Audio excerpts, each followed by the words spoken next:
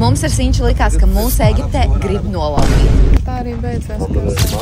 Cik daudz naudas mēs beigās iztērējām ceļojumā uz Eģipti? Lidojums un Sinties napiņš mums izmaksāja 778 eiro. Par vīzām kopā samaksājām 50 eiro. Mēs lidojām ar tūraģentūru, tāpēc transfers mums jau bija iekļauts cenā. Hotelis arī bija iekļauts cenā, bet izrādās mēs nopirkām šiko hoteli, kurš mums nav all-inclusive. Ja, par katru kokšiku mums šeit ir jāmaksā. Ceļojuma beigās mēs pateiksim, kāda bija summa, ko mēs samaksājām beigās. Par visām vakariņām, par visiem kokšikiem un tā tālāk. Mēs izmantojam iespēju doties ekskursijās, kur no rīta mūs savāca nepareizais transfers. Jeb šobrīd mēs braucam uz nepareizo vietu, kur mūs vispār negaida. Te nav Hula Hula Island. Mums tāds.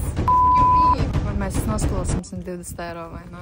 Mēs bijām šokā, cik ļoti visi džeki iesaistījās un mūs beidzot dabūja pie īstā drivera un mēs nonācām īstajā vietā. Abām kopā šis jautrais rīts mums izmaksāja 120 eiro. Cenā bija iekļauta arī snorkelēšana, ko mēs loģiski izmantojām. Tas bija super fun, jo mēs ar savām acīm varējām ieraudzīt sarkanās jūras zemūdens dzīvību. Starp citu, šajos izbraucienos brauc līdzi fotogrāfs un filmētājs, un šis video mums izmaksāja 40 eiro. No jahtas pārkāpām laivā un mūs aizveda līdz Hula Hula Island, kur bija diezgan pricey cenas, bet, kas mums bija iekļauts cenā, bija masāža un arī pusdienas, kuras bija nenormāli garšīgas. Aļo, esmu street fotografa. Dāmas un kungi, šādi uzpelnās Eģiptes fotografi. Protams, ka par tām pricey cenām mēs paņēmām arī dzērienus, par kuriem kopā samaksājām 50 eiro.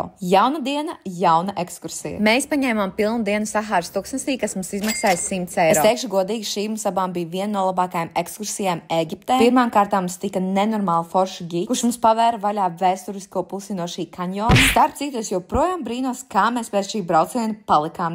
Šī ekskursija bija ne tikai par skaistiem skatiem, bet arī par spēju atslēgt savu prātu un vienkārši baudīt momentu. Mums 6 stundas nebija interneta. Ja godīgi, man tāds moments dzīvē nekad nav bijis. Cenā ir iekļautas kārtīgas vakariņas, nu tā kā uz nokaušanu, un vēlāk mēs gulējām zem zvaigznēm un vienkārši baudījām mieru. Fināli jautājums, cik mums izmaksāja uzdzīvošana 4 dienas mūsu hotelī. Par šīm dienām mēs nodzērām noēdām 241 eiro.